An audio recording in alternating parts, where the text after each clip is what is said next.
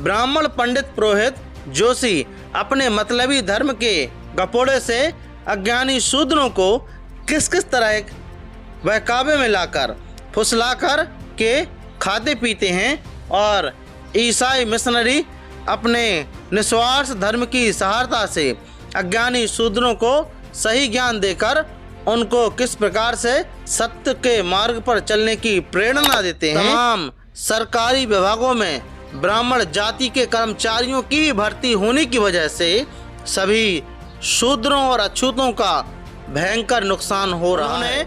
सरकार की मजाक करके अनपढ़ लोगों के दिलों को अपनी ओर आकर्षित करने के लिए उनके प्रति झूठी हमदर्दी दिखाकर अपने पेट पालने के लिए उन्होंने इस तरह का नया तरीका खोज निकाला है। अधिकांश अछूत ऐसे हैं जिनको यही नहीं मालूम कि आखिर अखबार किस बला का नाम है। सियार या कुत्ता या बंदर यह सब कुछ भी मालूम नहीं। फिर ऐसे अपरिचित अनजान अछूतों के विचार इन सभी मांगलिक अखबारों को कहां से और कैसे मालूम होते हैं। जय भीम, नमो बुद्धाय। स्वागत है आप सभी का ट्रूथ लिटरेचर में। और आज की वीडियो में हम डिस्कस करेंगे गुलामगिरी का परिच्छेद नंबर 15 है, जो कि हमारा पार्ट नंबर 2 है। तो आइए शुरुआत करते हैं। और यदि आपने पार्ट नंबर 1 नहीं देखा हो तो आई बटन पर क्लिक करके उस वीडियो को आप देख सकते हो, तो आपको यह वीडियो और अच्छे तरीके से समझ में आएगी। तो आइए शुरुआत करते हैं और लिखते हैं कि तात सभी जातियों का अलग अलग संख्या प्रमाण देखने से म्युनिसिपैलिटी में विशेष रूप से किस जाति के सदस्यों की संख्या ज्यादा दिखाई देती है। ज्योतिराव, ब्राह्मण जाति की। ढंडीराव, तात इसलिए इस म्युनिसिपैलिटी में वे गारियों और भंगियों को छोड़कर ब्राह्मण कर्मचारियों की ही संख्या ज्यादा है। इसमें से कुछ जयप्रदाय विभाग में काम करने वाले ब्राह्मण कर्मचारी थे। वे भयंकर गर्मी के दिनों में आने पे जाति के सभी घरों के टोकरियां मतलब हौद में मन चाहे जितना पानी भर देते थे और उस टंकी का प्रयोग वहां के इर्द गिर्द सभी पड़ोसी ब्राह्मणों को धोती, कपड़े, बर्तन आदि धोने के लिए होता था। फिर ढेर सारा पानी व्यर्थ में ही बहता था। लेकिन आज जहां जहां गरीबों की बस्तियां हैं, जिन जिन मोहल्लों में गरीब शूद्रों की बस्तियां हैं, उन सभी मोहल्लों की टोकरियों में हौद दोपहर के बाद भी पानी की बूंद तक भी नहीं गिरती थी। दोपहर में राह चलते राहगीर को अपनी प्यास बुझाने के लिए पानी वहां मिलना भी दरकिनार। फिर वहां के लोगों को कपड़ा लत्ता धोने के लिए बाल बच्चों सहित सभी को नहाने के लिए पानी कहां से मिलेगा। इसके अलावा ब्राह्मणों की बस्तियों में नई टोकरियां कितनी बनाई गई हैं और जूनागंज, पेठ, मंडी आदि मोहल्लों के लोगों ने कई सालों से मांग की थी कि उनके मोहल्लों में भी पानी की टंकी बनाई जाए। लेकिन म्युनिसिपैलिटी ने उनकी बात पर, उनके चिल्लाने पर कोई ध्यान नहीं दिया।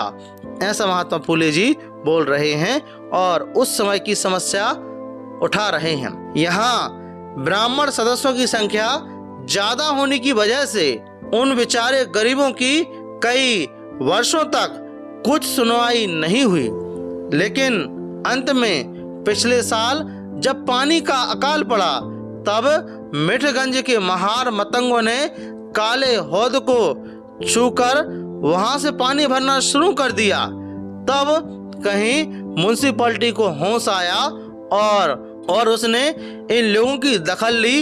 इस म्युनिसिपैलिटी ने इतना बैलगामी खर्च उस काम पर किया कि वह उस म्युनिसिपैलिटी के मुखिया को समझबूझ को और उनके हालात को शोभा नहीं देता। छोड़िए इन सब बातों को, लेकिन म्युनिसिपैलिटी में इतनी बेबंदशाही होने पर भी उसके बारे में मराठी अखबारों के पत्रकार सरकार से आग्रह क्यों नहीं कर रहे, यह क्वेश्चन है। तो ज्योतिराव फुले इसका जवाब देते हैं और बोलते हैं कि अरे सभी मराठी अखबार के संपादक ब्राह्मण होने की वजह से उनको अपने जाति के विरुद्ध लिखने के लिए हाथ नहीं चल रहा है।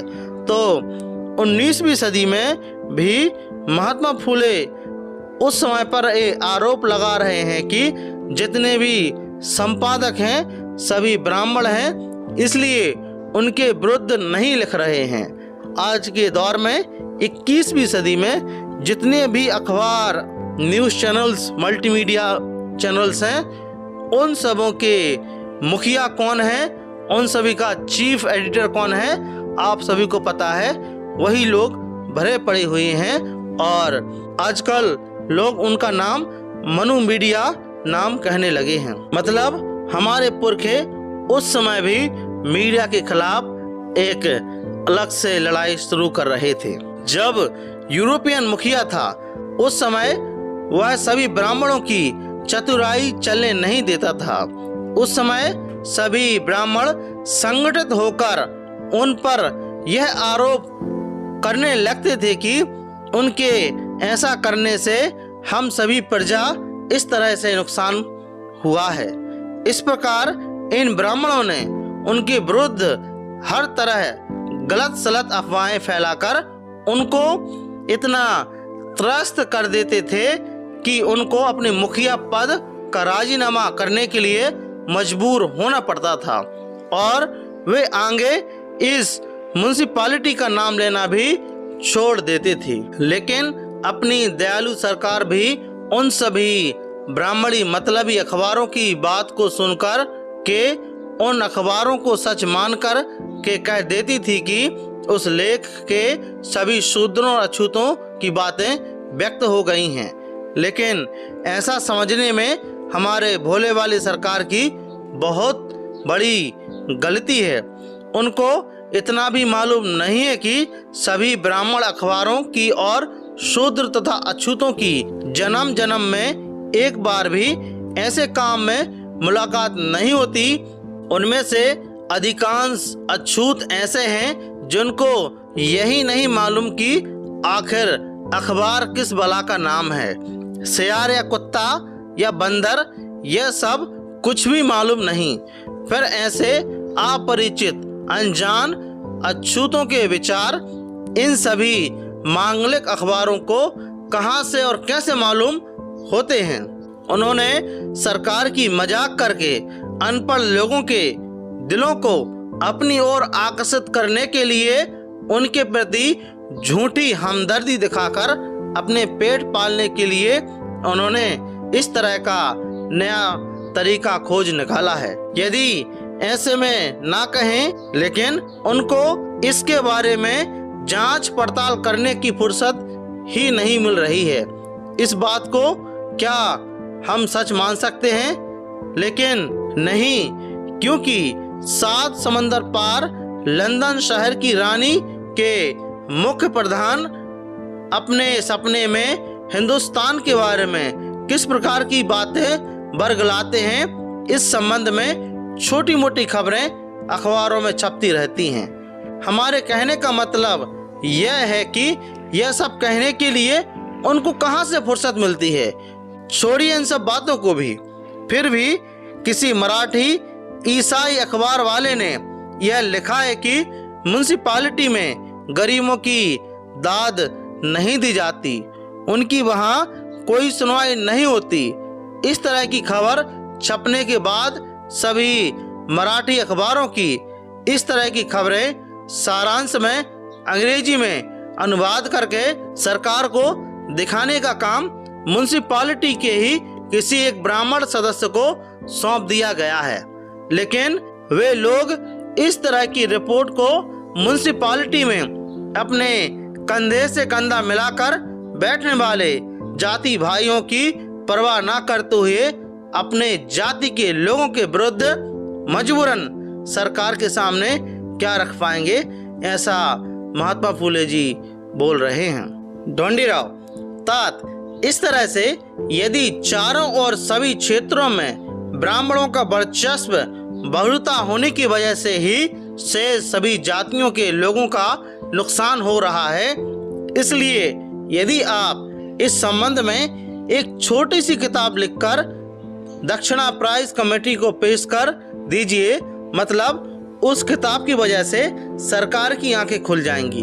तो ज्योतिराव बोलते हैं कि ब्राह्मण पंडित पुरोहित जोशी अपने मतलबी धर्म के कपोड़े से अज्ञानी शूद्रों को किस किस तरह बहकावे में लाकर फुसलाकर के खाते पीते हैं, और ईसाई मिशनरी अपने निस्वार्थ धर्म की सहायता से अज्ञानी शूद्रों को सही ज्ञान देकर उनको किस प्रकार से सत्य के मार्ग पर चलने की प्रेरणा देते हैं, सत्य के मार्ग पर चलने की प्रेरणा देते हैं, आदि तमाम बातों के बारे में मैंने एक छोटी सी नाटक लिखी है और सन 1855 में दक्षिणा प्राइज कमेटी को भेजा था।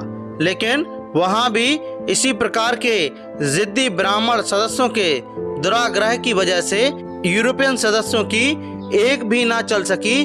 तब उस कमेटी ने मेरे इस नाटक को नापसंद किया।